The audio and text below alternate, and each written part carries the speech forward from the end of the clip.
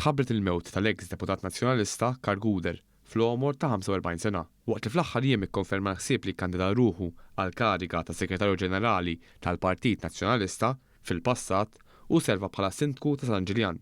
Waqt li bejn l-2010 u l-2013 u l-2016 u l-2022 kien membru parlamentari. Fl-aħħar snin u kien kap uffiċjali tal-operazzjonijiet tal-midja tal-Partit Nazzjonalista. Kienu bosta li sellmu l-memorja ta' Guder, fosthom il-President ta' Malta Mirjam Spiteri de Bono, li spjegat li għalkemm qatt ma kelmitu personalment kienet tosserva kif jaġixxi u jitkellem. Hi qalet ukoll li meta Guder issemma għal Segretarju Ġenerali tal-Partit Nazzjonalista rata b'mod pożittiv għall-istess partit u għan-nazzjon.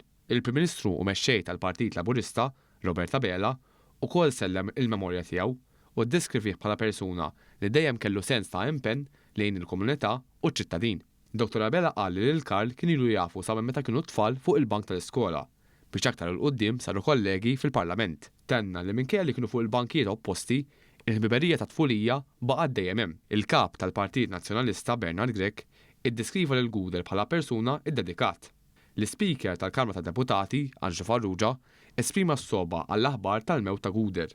Il-Partit Laburista fi stqarrija sellem il-memorja ta' Guder u bagħat il-kondoljanzi lill-familja tiegħu.